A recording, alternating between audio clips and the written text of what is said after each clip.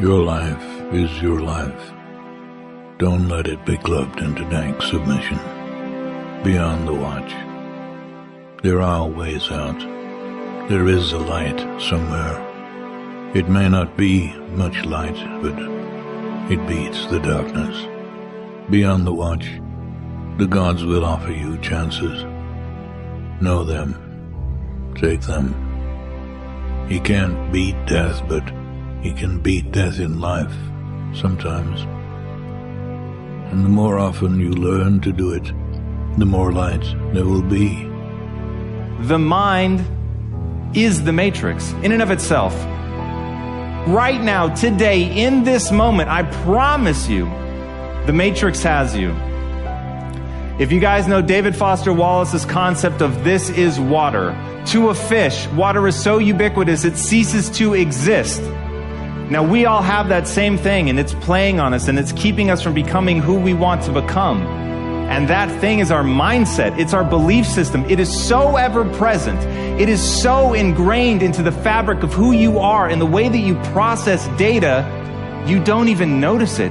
You don't even know that it's real. And this is the thing that impacts your life. It is your inability to see that your mindset controls everything, that it is water in and of itself. Now, when I heard this from Shakespeare, I realized that once you become aware of the water, you can change everything. Any moment, you can choose to believe something new about yourself. Now, the weird thing about belief is as soon as you change that belief, it becomes true. Why that is, I will never quite understand. What weird quirk of human evolution has left us in a space where simply believing it makes it true? If you think you're dumb, guess what? You're dumb. Truly. And you will act in accordance with that belief, and that should scare the shit out of you. Fear is not real. The only place that fear can exist is in our thoughts of the future. It is a product of our imagination, causing us to fear things that do not at present and may not ever exist. That is near insanity, Katan. Do not misunderstand me. Danger is very real, but fear is a choice. The impulse to dream has been slowly beaten out of me through the experience of life. And most people have stopped living their dreams because of the lessons they've learned from life or things they've picked up because we've only been born with two fears. The fear of a loud sound or the fear of falling. All the other fears are fears we learn, fears we pick up. Whatever you're scared of, your life, value you brought to the planet, far more important. Whatever you're afraid of, you're stronger. So as we begin to look toward the future and look at what will it take for us to break through those fears, one, acknowledging the fear, knowing it's all right, some fear is healthy. Beginning to know that your dreams, your passions, your drive to achieve whatever it is you want, as it has more power and meaning, it will move you past your fears. As you begin to feel that you deserve it, your passion and goal is so strong that fears won't matter. One can have no smaller or greater mastery than mastery over oneself. That's Da Vinci. Da Vinci did amazing things with his life. I wanted to do equally amazing things with mine. And if that's the game that we're playing, if I can construct my belief system, if I can choose at any moment to believe something that's more empowering than I was believing the moment before, and that will actually find its way into my actions, allow me to do things that I couldn't do the moment before, then it's like that moment in the Matrix where Neo realizes he knows Kung Fu. And that's like, as funny as that is, that's how I think about life. To me, the very fundamental purpose of life is to find out how many skills I can acquire that have utility, and then put that utility to the test in service of something greater than myself. When we understand the sacredness, the beauty, the eternal nature of our own spirit, then we can recognize it in creation, and we can recognize it in others. When we don't realize, experience, perceive the sacredness of our own true self, then our perception is an illusion of the world. But when we understand who we are and understand our harmony and relationship with the world around us and the people around us, then we're actually seeing everything as truth. We're seeing as a spiritual reality, even in this world.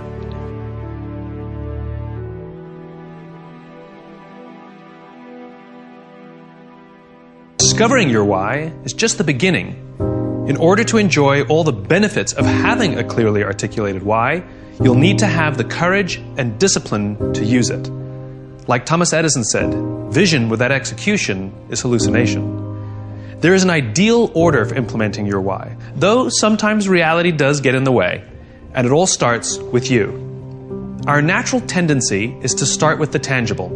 We define our value by what we do, so it takes practice to start with why. Like riding a bicycle, at first we're unsure, unsteady.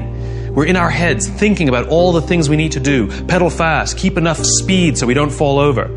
We have to really concentrate. We may even fall over, even scrape our knees, but we get back on the bike and try again, and eventually it becomes natural. Starting with why is no different. At first it feels awkward. It may not even work. But with practice, it will become so natural that you won't even be able to imagine a time when you couldn't do it. Just like riding a bicycle. In time, your why will act as a filter for many of the decisions and choices you make. It becomes a tool to help you find a job or seize an opportunity in which you're more likely to succeed. It removes a lot of the guessing. Here's a metaphor to show you what I mean. It's called the celery test. We're constantly asking people for their advice on what to do or how to do it. It's like going to a dinner party and somebody says, "Do you know what you need? You need M&Ms. We've done so well with M&Ms, you've got to use M&Ms." Somebody else says to us, "Rice milk. In this economy, you have to use rice milk." Someone else says to us, "Kit Kats. You have to use Kit Kats." And somebody else says to you, "It's all about celery." We go to the supermarket with all this good advice from all these smart people with brilliant case studies, and we buy everything. We buy Kit Kats and M&Ms, celery and rice milk. There's a lot of time we spend at the supermarket and a lot of money we spend at the supermarket. And when we get to the checkout lane, we're standing there with all these products in our hands, and no one can see what we believe, because we bought everything. But let's imagine we know our why. Let's imagine our why is to always be healthy and only do things that protect the health of our bodies. Now which products do we buy? Given all the same advice from all the same smart people, this time we only buy celery and we only buy rice milk. They're the only two that make sense. We spend less time and less money at the supermarket. And when we're standing there in line with only celery and only rice milk, now people can see what we believe. Somebody walking past can say, "Hey, I can see that you're healthy, so am I." You just attracted an opportunity or a referral or a friend, simply by saying and doing the things that you believe. And the best part is it's scalable. As soon as I said the why, you knew exactly which products we were going to buy. This means the more you can articulate your why, the more others will know what you stand for and will be able to help you make the right decisions. From now on, you will work to ensure everything you do is a good fit. If you do too many things that aren't a good fit, you'll feel uncomfortable and people will feel that you're being inauthentic.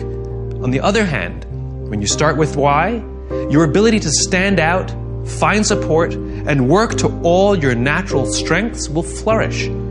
With practice, you will learn to trust your why. You will eventually start to see your job and the things you do as ways to breathe life into your cause. And the better you get at it, the more you will feel that your life and everything you do has purpose. The best way to implement your why is to work at it slowly. You don't have to do all the tips we suggest. What is important is that you pick up to 3 and commit to practicing and using them now. Dopamine is the feeling that you found something you're looking for, or that you accomplished something you set out to accomplish. So you know that feeling you get when you cross something off your to-do list? That's dopamine. It feels awesome.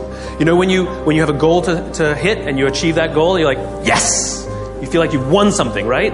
That's dopamine. The whole purpose of dopamine is to make sure that we get stuff done, right?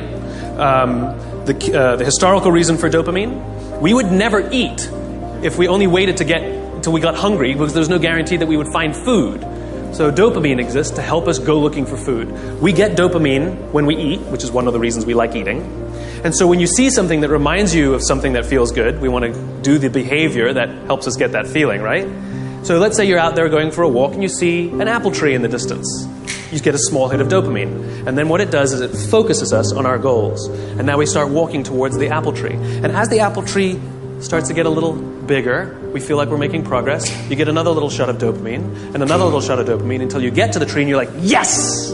Okay? This is why we're told you must write down your goals. Your goals must be tangible.